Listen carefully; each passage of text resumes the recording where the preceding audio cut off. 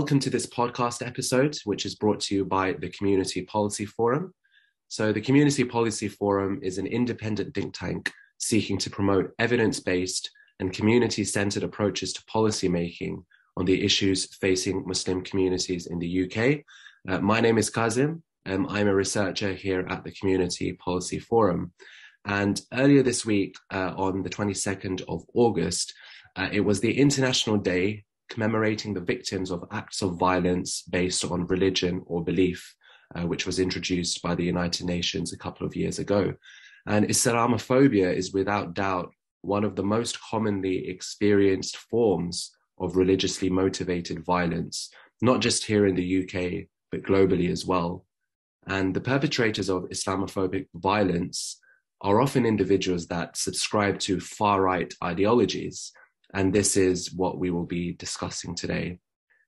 So we're pleased to be joined today by two esteemed guests. Firstly, Dr. Chris Allen, who is an associate professor in the School of Criminology at the University of Leicester.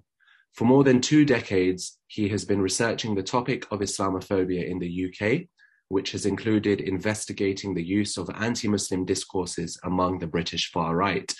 He has written widely on the topic, and his most recent book, entitled Reconfiguring Islamophobia, was published in 2020. We're also joined by Faiza Muki, who is an employment and pro bono lawyer. She trained and qualified at an international commercial law firm before joining the Islamophobia Response Unit, the IRU, as Chief Executive Officer. The IRU is a charity dedicated to supporting victims of Islamophobia. It has received over 1,200 cases, including religious discrimination in the workplace and education, physical assault, verbal abuse, and more. So my first question is for you, Chris. So what do we mean by the far right? And what is the nature of the far right movement in the UK? Well, first off, thanks for inviting me on. It's a real pleasure to be here. I think when we talk about the far right, one of the things that we're talking about is that, we have to understand it as an umbrella term, really. It's an all-encompassing term that can mean a lot of different things to a lot of different people.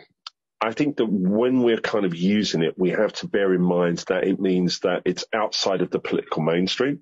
So it's those groups that kind of can be on the fringes of the mainstream or on the extreme right wing as well. So right out on the very extremes.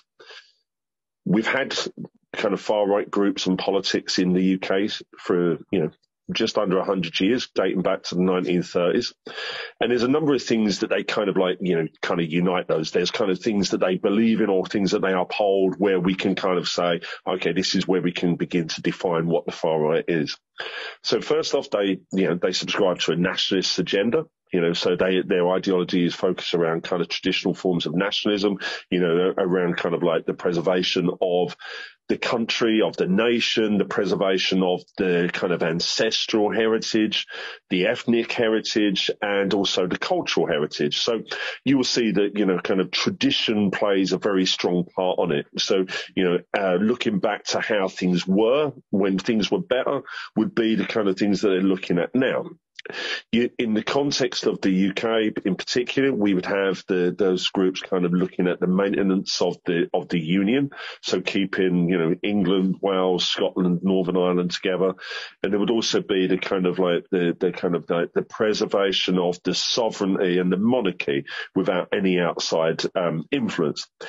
Now, when you put it like that, it kind of sounds it kind of sounds okay, like you kind of like, oh, okay, that's kind of fine. But it's when you start beginning to kind of scratch the surface a little bit and you start to see it going down the more kind of fascistic kind of routes. So when we talk about the preservation of ancestral heritage, of ethnic heritage and cultural heritage, well, that's when we start getting into the more kind of racist kind of ideology and the ideological aspects. So in the context of the UK, the ancestral heritage would be a white heritage. It would talk about, indigenous populations, the indigenous peoples of the United Kingdom, and that would be the white population. What we then see is that this then takes form in terms of, around white supremacy. And so, of course, what you would then have is that when you're talking about the preservation of the white population, then this actually immediately antagonizes you against everybody that doesn't fit the kind of criteria of, being non-white. And so what you see is that, you would see that there would be, kind of very racist ideologies within there. You would see that there would be very kind of like white supremacist ideologies in there.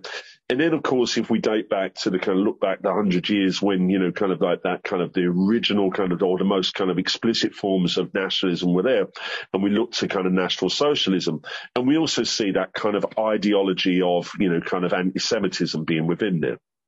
Now, what we see over this time is that, that, as I say, it's an all-encompassing umbrella term. And when we're looking at that, we have to make, for me, I always make the distinction between that which is kind of violent and that which is not violent. And I think that there's a distinction even within that.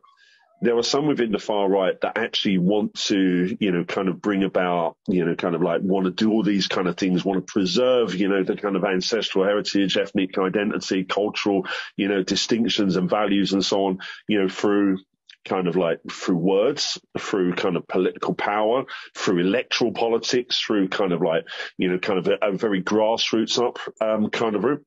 But there's also some that want to either, use violence or would support the use of violence.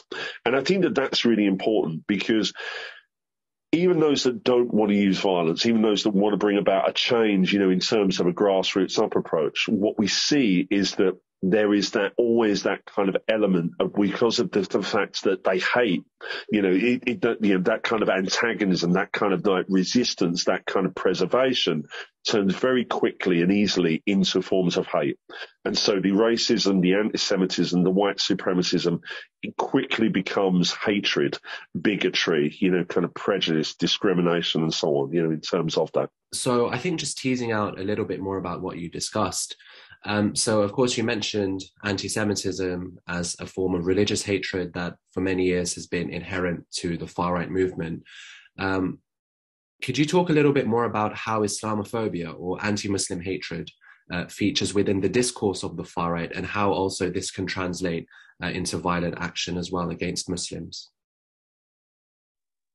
Yeah, so in some ways, the kind of move or shift towards Islamophobia and the focus on Muslims and the religion of Islam, it's still relatively new. I mean, the first signs we saw of that amongst the far right was around 2 decades ago. It was around 20 years ago. If you look towards the late 1990s, kind of around about the turn of the century, what you saw is one group in particular. So here we had the British National Party. The British National Party is a kind of right-wing, far-right political party that kind of has its roots back into the kind of traditions of British fascism and British nationalism, kind of emerged in the 1980s, kind of out of the National Front. And by the late 90s, it had been kind of taken over. Well, not taken over, but was being led by the former leader, Nick Griffin.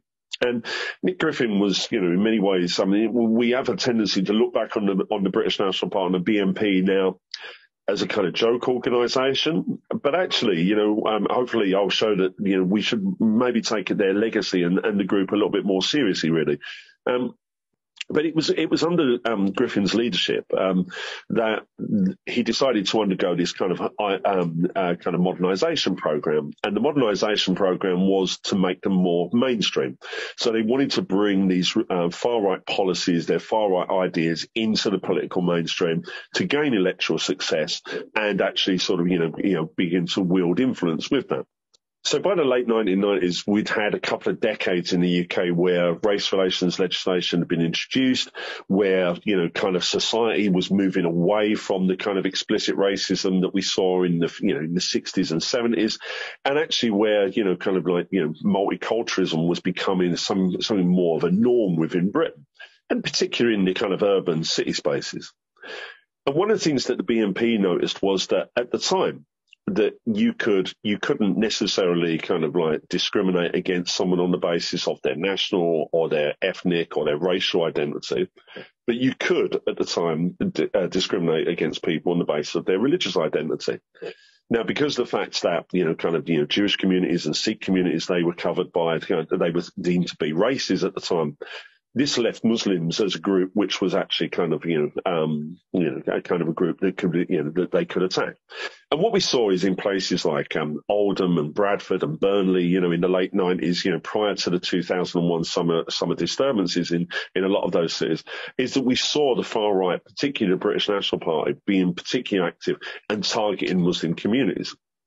Now, it was almost like it was a perfect storm, really, because I think that looking back in hindsight, that this was something that was quite opportunistic on their behalf. I think that there wasn't an appetite for kind of racism or anti-Semitism in the British context, around this time, and I think that this idea of targeting Muslims and the religion of Islam became something that was kind of very useful, very convenient for them. And I think that what we saw then with the kind of events of 9/11, a few years later we saw the terrorist attacks of 7/7. And I think that actually, looking back, this was a very opportunistic kind of, time. I think that, what the BNP did was by focusing on Muslims and so the kind of events that came afterwards kind of created this perfect storm. And I think that what's interesting was that Nick Griffin actually said to his supporters is that as a group, we should be positioning ourselves to take advantage for our own political ends, the growing wave of hostility amongst the public towards Islam. And what you see over the kind of like the ensuing years is that, this actually took hold. And I think that on the back of this, you see this unprecedented success. So you see that, for example, in the 2005 local elections, the BNP win 33 kind of like seats across local councils across the country, in the London borough of Barking and Dagenham, which, we would, is a hugely diverse, kind of borough in London. They actually win so many seats that they become the official party of opposition. Now, these are on the back of campaigns which are Islam out of Britain, ISLAM, there was no other part of the campaign that they were doing. And so they were using Islam and they were using Muslims in the way that previously they had used, kind of Jews and Judaism, or they had used black communities or black people, in the same way. So they were just substituting those for them. And so I think that what this was, as I say, I think it was hugely opportunistic. And, and then again, in 2008, they win 2 seats in like the European Parliament. They win a seat on the Greater London Assembly. They win 100 seats across the country. And I think that what you can see from there is that actually the far right in the UK saw that this was an opportunity for them to kind of exploit. And of course, what you have to then recognise as well is that the far right isn't disentangled from the political mainstream or society more widely, because were those kind of ideas, those Islamophobic kind of ideas, those kind of negative views around Muslims and Islam not already existent within society, not already being said by the mainstream politicians as well, then the audiences wouldn't have been receptive towards those. So I think that when we focus on the far right, they did kind of take Islamophobia. They did kind of like realign their kind of ideology, and of course behind that was their kind of racism, their kind of their white supremacism and so on. But it was also that the circumstances within British society as well was also prepared to accept organisations to say explicitly, we hate Muslims. And just sort of briefly, just coming back on that, Chris, so in sort of 2022, given everything that has happened with COVID, a lot of sort of conspiracy theories around Muslims supposedly, breaching lockdown rules, which were shared, by the likes of Tommy Robinson, Katie Hopkins on social media and elsewhere, sort of is the far right still as prominent a threat as it was, say, in the 2000s? Yeah, well, I mean, what we saw really was that, around 2010, we saw the BNP. I mean, when they got their electoral success, their popularity waned very quickly because, of course, they couldn't, when they got into kind of positions of power, they didn't know how to function within the electoral kind of system. And then you see the far right change, obviously on the back of the success of this ideology, this Islamophobic ideology, you see the English Defence League, you see Britain First, you see the Football Lads Alliance, over the past decade that we've had, you see all of these groups beginning to emerge that are still, almost parroting the same kind of message that the BNP kind of laid down. And growing in different ways, the EDL, for example, being able to, kind of mobilize, thousands of people, on almost every weekend, to protest about the building of a mosque, or the protest again, in an area where there's large Muslim communities, so, and again, I mean, when I started doing my research, if someone had said to me, well, do you anticipate in 10 years' time that there'll be thousands of people marching through the streets of a certain area or a certain town, to protest against the mosque? And I would have said no. And yet, actually, within 10 years of actually starting my research, that was actually a reality in the UK and was widely accepted. There was condemnation there. I think that what we see in 2022 now is that, as you say, the things are beginning to change again. In the past, what we saw with the BNP, 20 years ago, was that Muslims presented the terrorist threat. They presented a violent threat towards us. I think with the English Defence League and those that kind of came in the kind of post-organisational period, what the Muslims were presented as presenting a cultural threat to us. They were going to change the way we lived. They were changing our landscape, our schools. They were changing, our religion and, the kind of the culture that we live in. And I think that one of the things that we've seen and, beginning to see as the emergence of is, particularly under COVID, was that Muslims now presenting a biological threat as well. And you can have a look at, so the recent application or during the lockdown, there was an application to convert part of the Trocadero building in Shaftesbury Avenue in the centre of London into a kind of prayer space. And one of the things that actually there was the resistance against mosque, the development of that as a kind of prayer space, was this idea that actually Muslims gathering together would increase the likelihood of COVID being spread. And of course, so you scratch the surface, and what it is that, well, Muslims kind of, are the ones spreading it. Muslims are, we saw the, kind of the hashtag, Corona Jihads, was on Twitter and on social media. And now this idea is that Muslims also present in a biological threat. So whilst we see over those kind of 20 odd years or so, we see a consistency in the way in which the British far right has targeted Muslims.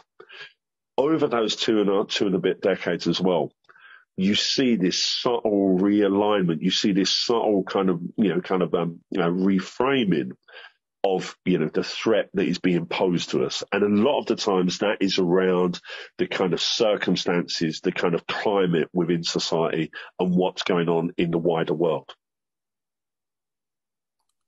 Thank you for your answers, Chris. So coming on to yourself now, Faiza. As we know, Islamophobia is not just prevalent within far-right circles, but as an everyday form of racism, also permeates the economic, social, and public spheres of life. So through your experience at the IRU, what are the various manifestations of Islamophobia that you have seen and come in the form of cases that you've received? Thanks so much for the question, Kazim. So the Islamophobia response unit, we've been around for a few years now, and as you mentioned at the outset, we've received over 1,200 reports, and all of them vary in nature, in category, and location as well. So no 2 days are the same at the IRU. So we do get a fair amount of hate crime cases, hate incident cases, and exactly as Chris has described, we've been at the receiving end and have had individuals come to us saying, reporting incidents where EDL members, so English Defence League members, have approached them and have attacked them, or have said things like, you're part of a grooming gang, and this whole narrative of anti-Muslim hatred towards our clients. And these cases, these are the types of cases that get reported to us. We have received cases, discrimination cases, where clients have come to us with incidences that they've experienced discrimination and harassment at work. So, for example, we've had a client who made a simple holiday request to go abroad, and he was questioned by his line manager, "Are you going to Syria?" Now, that's not something that any other non-Muslim or regular person going to work would experience, but we have received repeated cases like that, where either colleagues or line managers think it's okay to make either a joke or genuine question and genuine concern, wherever it's come from, to suggest that Muslims would only ever be going to Syria, would only ever be going to war, when they're just simply wanting to go to Spain. So we've had cases like this as well. So Islamophobia has manifested itself in various forms, especially in education, at work, other public spaces as well. On the point about coronavirus, so we actually received cases where elected officials, elected councillors were harassing certain groups of Muslims who were conducting a funeral at their local mosque. So we've actually had instances where these councillors have been recorded making verbal threats to Muslims who have just buried their father or their relative, and being accused of spreading coronavirus simply because they have congregated to have this funeral, despite abiding by all regulation and rules to ensure that the funeral itself is conducted in a manner that's not breaching those rules. They were still abused. So these are the types of cases that we receive, and these are the types of cases that we actually try and do something about, where we would initiate like a grievance or a complaint against the relevant council to ensure that our clients are supported. Thank you very much, Faiza. So just staying with you for 1 second, and this will kind of link on to a part of the discussion and a question that I'd like to ask Chris afterwards, but I'd like to ask you first. In the areas that the IRU deals with, what do you see as the impact of the prevent strategy? Where does that sort of feature within the cases you receive, and sort of particularly within the education sector? Sure. No, thank you for the question. So we actually receive a number of schools cases. Interestingly enough, and we've been able to see the trend, especially with the data monitoring element of our work, where prior to the prevent strategy, schools and public spaces had prayer spaces, but they were closed down and students were no longer able to pray. And even now we still get a number of cases of students, especially following COVID, where COVID may have been a valid reason to close down such a space to ensure there was social distancing, but those prayer spaces have not opened up again. The prayer spaces in particular. So we're actually anticipating an influx of cases next month when schools open, where students aren't able to pray, or if they are found praying on school grounds, they are either harassed or interrogated by their teachers. We've had several instances where students have been praying and they've had teachers shouting at them or standing in front of them while they're praying. And they would quote their prevent duty. They would say, "What are you doing? Why are you doing this? Why are you praying? Are you an extremist?" And we've had cases where students have actually been referred on via the prevent duty. Thank you for that insight, Faiza. And kind of linking onto that, coming back to yourself, Chris, Rishi Sunak has recently said that he would refocus prevent onto Islamic extremism and away from far-right extremism and violence. What is your verdict on these proposals? Well, I think it's really interesting, a lot of the points that Faisal was making there, because I think that they actually kind of feed into my response to, what Rishi Sunak has recently said. I mean, I think that one of the things that really comes out of this is that, and it goes back to that point about why has the far right been able to perpetuate this Islamophobic ideology for 2 decades, really without too much censure. And I think that it's because of the fact that this climate has created an environment for all of us, a social, cultural, kind of political climate where unrealistic expectations are placed upon Muslims, unrealistic requirements, and where normal practices and behaviours of Muslims, and in terms of the practice in their religion and their faith, are now seen with, intense suspicion and kind of, with, kind of intense questioning. And I think that this is kind of in part the kind of like the impacts of, kind of the legacy of things such as 9/11, the kind of the normalization of Islamophobia, in kind of way in which the political discourse, the role of the media in kind of perpetuating these negative stereotypes, the far right, kind of drip feeding these ideas, but also, the kind of policy space. And I think that Prevent is hugely influential in this, in that it's kind of create, kind of suspect communities and securitized communities where, where ordinary people, for some reason, are now being, kind of thrown under the spotlight and, kind of like, have to explain and kind of justify everything that they require to do. I think that what we see with Rishi Sunak is that we've seen it's an easy target, right? I mean, one of the things that comes through in my research is when I've interviewed Muslim women who are attacked, who are visible, that, one of the recurrent things about this is that we're easy targets. If somebody wants to attack someone because they're Muslim, they see someone wearing a headscarf or a face veil, and actually they know it's a Muslim. They can take it, they can vent their anger, their hatred, their prejudice, discrimination, bigotry, and so on, towards them. And I think that what we're seeing, is something again here.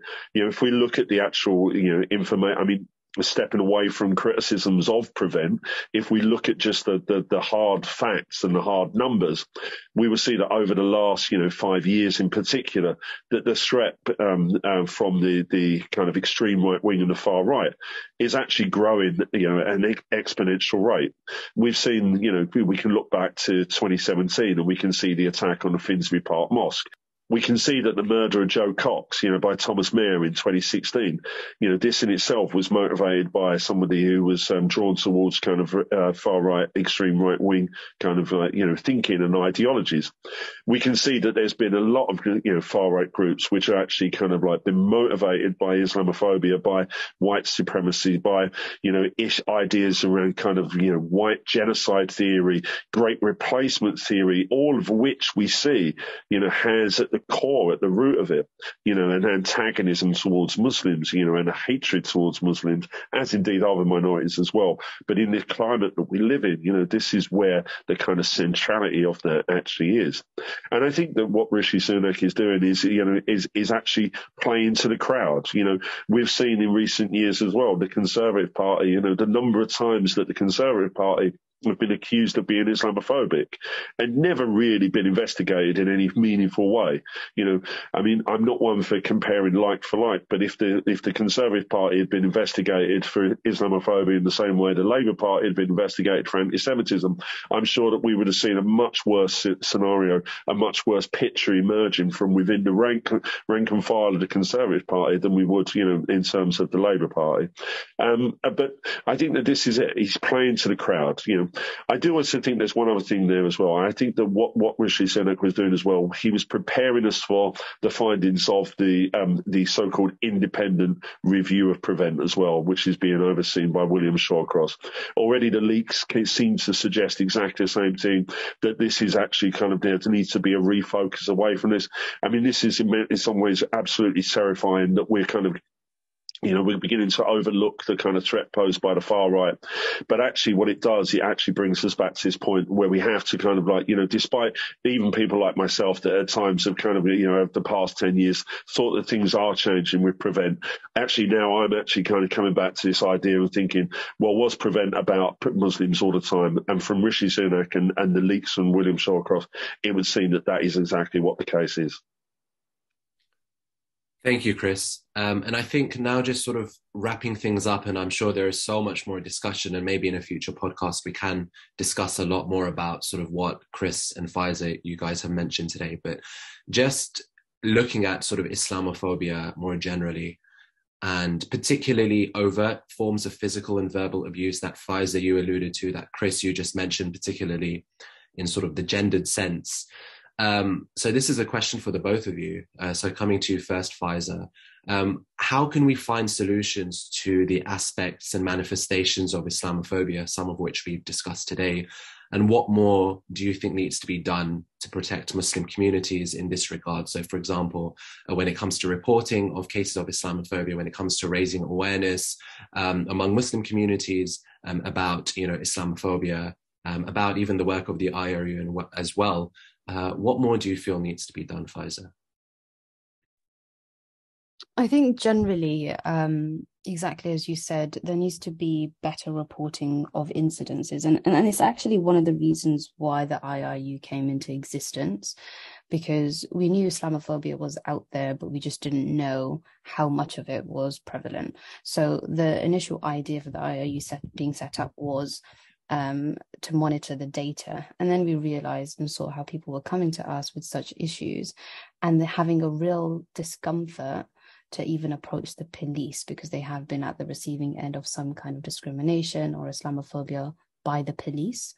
So they came to us with their issues, and we were able to report to the police on their behalf. I've had instances where the police have contacted us, or certain officers have contacted us to say, have you seen a spike in this area, or have you seen a spike in these types of cases? And they're able to match it, and they're able to actually say, yeah, we too have seen a spike in our housing cases and lots of neighbor disputes, especially during COVID, because the Islamophobes are at home now and attacking their Muslim neighbors. So enhancing or just making the reporting of incidences better, having making sure that the people on the ground, whether it's charities like ours or grassroots organizations and the police and other public service providers, are aware of Islamophobia and what it can look like. One of the key things that we've been working on is establishing referral relationships with certain mosques, for example. Every year we see a number of cases from mosques where they've been attacked or graffitied or vandalized in some way. Another way in which the far right are attacking Muslims. So having enhanced security measures would be a way of protecting Muslims and local mosques.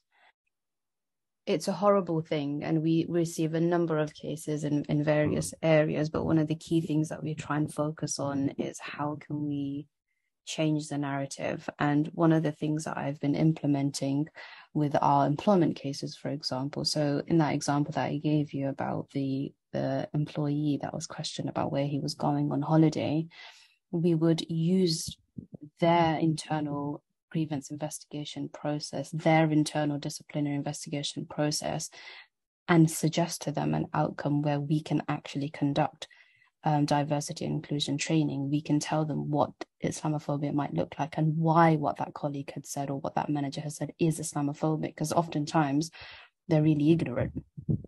And how to discipline or suggest solutions on how to discipline. We actually had a case where there was a Muslim lady who she used to wear long sleeves, so it was part of her Muslim attire, and she was required to roll her sleeves up because that was the company policy. And what we said was, no, this is the policy itself is Islamophobic. The policy itself is discriminatory because it's not taking into account the needs of Muslims. And once we escalated that process and took it as far as we could, we were able to say to them, your policy is discriminatory, so you need to review it. And that required, and the outcome of that case resulted in our the company itself actually reviewing their policy and taking into consideration the impact that it might have on Muslims. So it's doom and gloom generally in our job on a day-to-day basis, but there are ways in which we can ensure at least employers and companies and organizations understand the rights of Muslims and ensuring that their policies aren't discriminatory towards Muslims, and hopefully change the narrative from top down. If from the top they are aware of what it is and what it can look like, and to ensure that their employees or what have you aren't Islamophobic, at least do something about it. Thank you for sharing your insights on that, Faiza, and the IRU certainly are doing great work in this area. And I'd recommend for everyone to please visit the IRU's website. It's the iru.org.uk, I believe, and to also follow the IRU on social media. So just ending with yourself, Chris, sort of the same question as Faiza, what more do you think needs to be done to protect Muslim communities from sort of acts of violence and Islamophobia? Well, I think the point that Pfizer makes is absolutely crucial, because one of the things that we do know is that if you look at the official governmental figures for religiously motivated hate crime for the past 2 years, those numbers have actually gone down. And the work of, what the IRU are doing shows that actually it's not because of those numbers are not going down because Islamophobic hate crimes and Islamophobic hate is going away.